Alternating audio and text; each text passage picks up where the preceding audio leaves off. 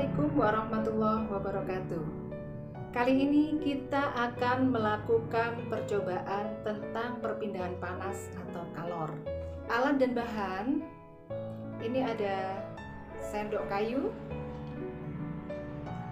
sendok stainless, kemudian ada pembakar bunsen, kemudian ada tabung reaksi, kemudian ada penjepit buaya, kemudian ada korek api, dan ada tisu. Bahan ada margarin, kemudian kita biji kacang hijau, ada air. Nah, pelajaran yang lalu kita telah belajar tentang pemuaian. Sekarang kita akan melakukan percobaan perpindahan panas atau kalor. Yang pertama adalah perpindahan panas. Perpindahan panas itu bisa terjadi pada benda-benda padat, benda-benda cair, dan benda-benda gas. Percobaan pertama kita akan melakukan percobaan tentang perpindahan panas secara konduksi. Ini kita beri margarin, sudah ada tanda, dikasih tanda 6 cm dari ujung, 6 cm, dan ini juga saya beri tanda 6 cm dari ujung. Jaraknya diberi jarak yang sama. Kemudian di tanda itu kita beri margarin.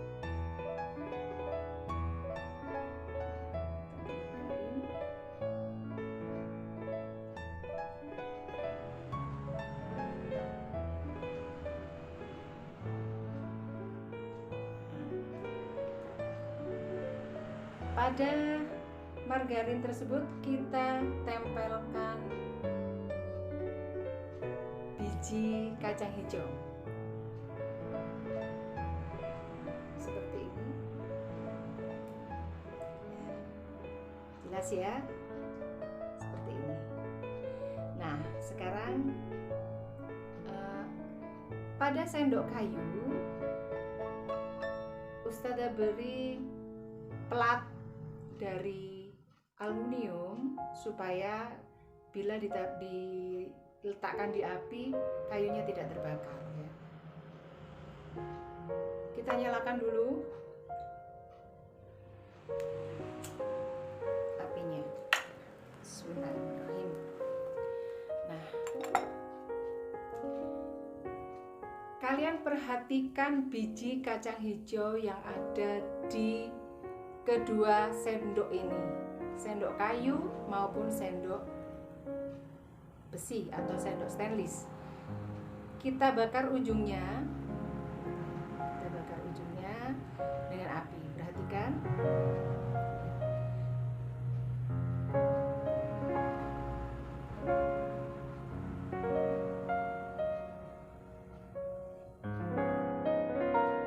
Perhatikan pada kacang hijaunya ya.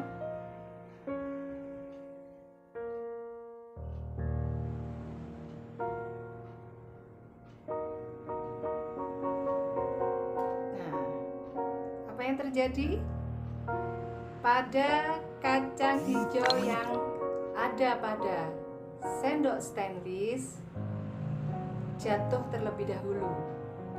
Mengapa demikian? Ya, karena sendok stainless lebih bisa menghantarkan panas dibandingkan sendok kayu ya. Sehingga ketika mentega itu terkena panas yang merambat dari ujung sendok, itu akan mencair. Ketika mentega mencair, maka biji kacang hijau akan jatuh. Sedangkan yang di sebelah kiri, ya, ini sendok kayu, kita saksikan bahwa masih tetap saja menteganya di situ, masih nempel, tidak mencair. Mengapa? Iya, karena sendok kayu ini bersifat isolator atau sulit menghantarkan panas. Sedangkan pada logam, ya, pada sendok stainless ini karena dia logam, dia mudah menghantarkan panas sehingga panas cepat merambat ke tempat margarin dan margarin segera meleleh. Sedangkan di sendok kayu margarinnya tetap tidak meleleh karena panas sulit merambat pada kayu. Nah, karena sulit merambat pada kayu, maka kayu termasuk benda yang bersifat isolator. Sedangkan pada sendok stainless, karena dia mudah mengantarkan panas, disebut konduktor. Dan konduktor ini mengalirkan panas atau menghantarkan panas secara konduksi.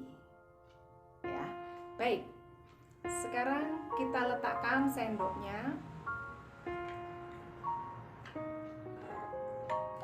Kita ambil tabung reaksi yang sudah diisi ya dengan air segini ya, kira-kira sepertiga bagian. Kita masukkan serpihan kayu pensil ongotan, dari ongotan ya. Kita masukkan.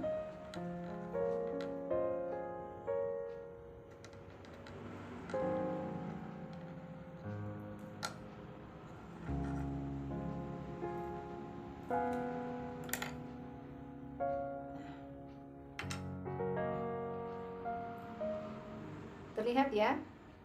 Nah, itu serpihan kayunya terlihat. Nah, kemudian kita ambil penjepit buaya. Kita jepit. Nah, sekarang kita bakar di atas api. Perhatikan serpihan kayu yang ada di sini, yang ada di air.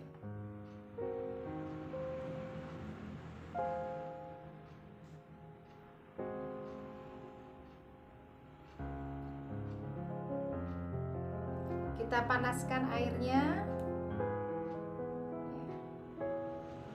Nah, mulai panas. Nah, perhatikan. Nah, perhatikan serpihan kayu di dalam. Nah, serpihan kayu di dalam air yang mendidih ini. Terlihat serpihan kayunya bagaimana? Apakah dia bergerak ke atas dan ke bawah? Ya, serpihan kayunya lihat ya. Nah, yes, ternyata serpihan kayunya bergerak ke atas dan ke bawah. Mengapa serpihan kayu ini bergerak ke atas dan ke bawah? Apakah airnya bergerak? Iya, airnya bergerak. Bagaimana air itu bergerak? Nah, ditunjukkan oleh serpihan kayu itu. Serpihan kayu mengikuti gerakan air. Ya. Air yang di bagian bawah panas, maka akan naik ke atas. Yang bawah akan turun. Demikian terus seterusnya. Kemudian turun, panas lagi, naik ke atas, turun lagi, naik ke atas, sehingga air di dalam tabung reaksi ini bergerak, naik turun, berputar, ya, bergerak, berputar, ke atas, ke bawah, berputar terus. Nah, ini ditandai dengan diikuti oleh serpihan kayu yang ada di dalam tabung reaksi ini. Nah, ini menunjukkan bahwa panas merambat ke air ya, dan ini airnya bergerak ya. Jadi perpindahan panasnya diikuti oleh perpindahan airnya, perpindahan zat yang dialiri oleh panas tersebut atau zat perantaranya. Air sebagai zat yang dialiri panas, dia bergerak, ikut bergerak. Nah ini air menghantarkan panas secara konveksi. Karena air sebagai zat yang dirambati panas, dia bergerak ketika bergerak merambat ya, ikut bergerak. Itu dinamakan perpindahan panas secara konveksi. Ya. Sedangkan tadi yang di sendok ini perpindahan panasnya secara konduksi. Kenapa? Karena sendoknya tidak bergerak, panasnya yang bergerak dari tempat yang panas menuju ke tempat yang lebih dingin. Sementara yang airnya ikut bergerak sebagai zat yang dirambati panas. Oke, kita coba yang berikutnya. Kita ambil tisu. Nah, udara ketika dia terkena panas, dia akan naik ke atas. Udara yang panas tadi akan naik ke atas. Udara ketika terkena panas, dia akan menjadi lebih ringan, ya. Berat jenisnya lebih kecil sehingga dia akan bergerak ke atas. Coba perhatikan tisu ini. Ya, ini. Kita ambil penjepitnya, kita pegang dengan penjepit. Nah, kita letakkan di atas api untuk membuktikan bahwa di atas lebih panas daripada di samping, karena udara yang panas yang bergerak naik ke atas itu, yang panas tadi bergerak naik ke atas. Kita letakkan di atas api kira-kira dengan jarak 4 cm atau 5 cm.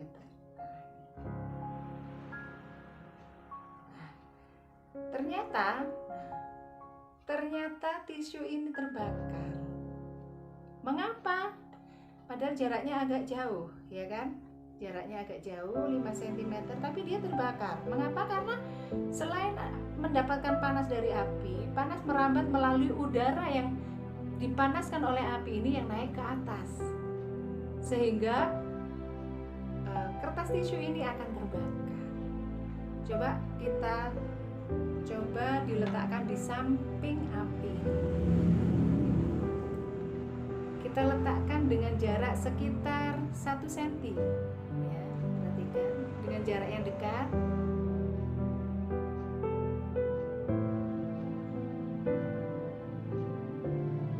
Ini jarak 1 cm di samping api.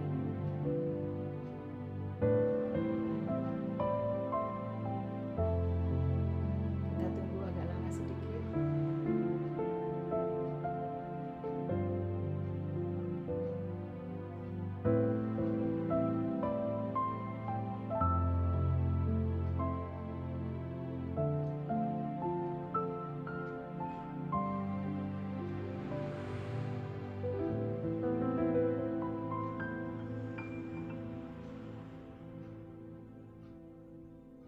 Ya, ternyata tisu tidak terbakar, tapi terasa hangat. Kalau tangan kita diletakkan di samping sini, terasa hangat di jarak yang lebih dekat daripada yang di atas. Kalau di sini, ini jauh lebih panas daripada di samping sini. Tapi di tangan kita di samping masih tetap terasa hangat. Mengapa? Ya, karena panas dari api dia tetap mengalir ke samping secara radiasi. Mengapa secara radiasi? Karena tidak ada zat perantara yang menghantarkan panas dari api ke sampingnya. Kenapa?